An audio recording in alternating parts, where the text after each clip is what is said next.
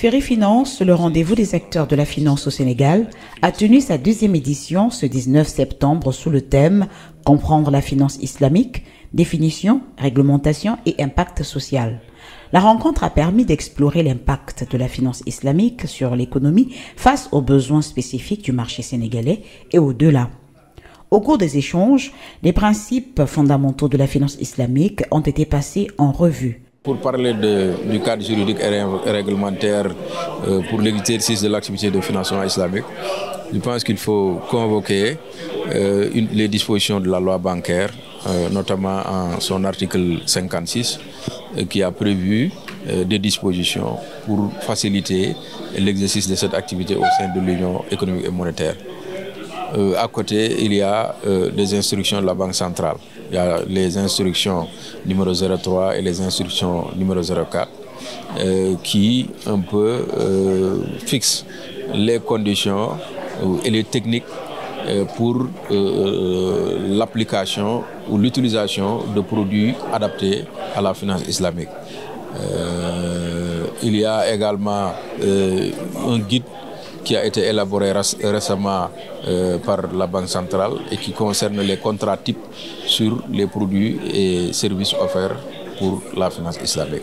En plus du cadre juridique et réglementaire, Mame Thierno Gueye est revenu sur l'impact socio-économique de la finance islamique dans l'UMOA.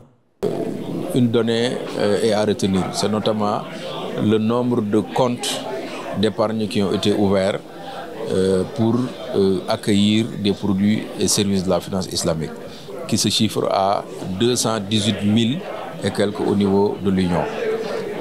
Également, il y a au moins un peu plus de 650 millions de dépôts qui ont été enregistrés au niveau des institutions qui ont été agréées par la Banque centrale pour faire l'activité de finance islamique. Outre le cadre réglementaire et l'impact socio-économique, Sophie Coulibaly Mbeng, initiatrice de Ferry Finance, par ailleurs CEO de Capit Group, pour sa part a fait l'état des lieux de la finance islamique au Sénégal. La finance islamique ou en général l'économie islamique même est un peu méconnue au Sénégal avec très peu d'acteurs, une seule banque islamique, quelques microfinances islamiques et la bourse financière islamique pas connue du tout.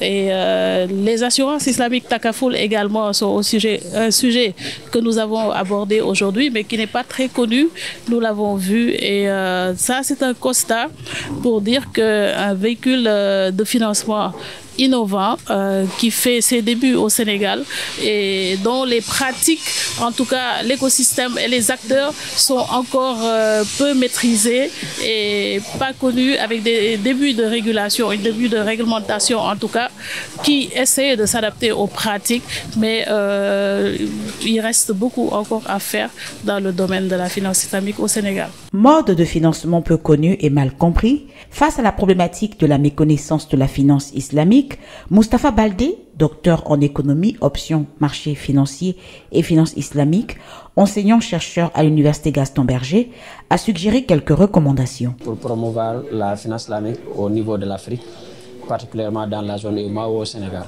Le premier élément, c'est éducation et sensibilisation. Le deuxième élément, c'est cadre réglementaire. Troisième élément, c'est d'essayer de mettre en place des produits financiers conformes à la loi islamique. Le quatrième élément, c'est de nouer des partenariats locaux. D'accord? Le cinquième élément, c'est d'essayer de voir comment mettre en place des inclusions financières islamiques, histoire de mettre en place ou bien de promouvoir les PME, etc. Tout en se basant sur la loi islamique, c'est-à-dire ce qu'on appelle charia. Et sixième élément, utilisation de la technologie.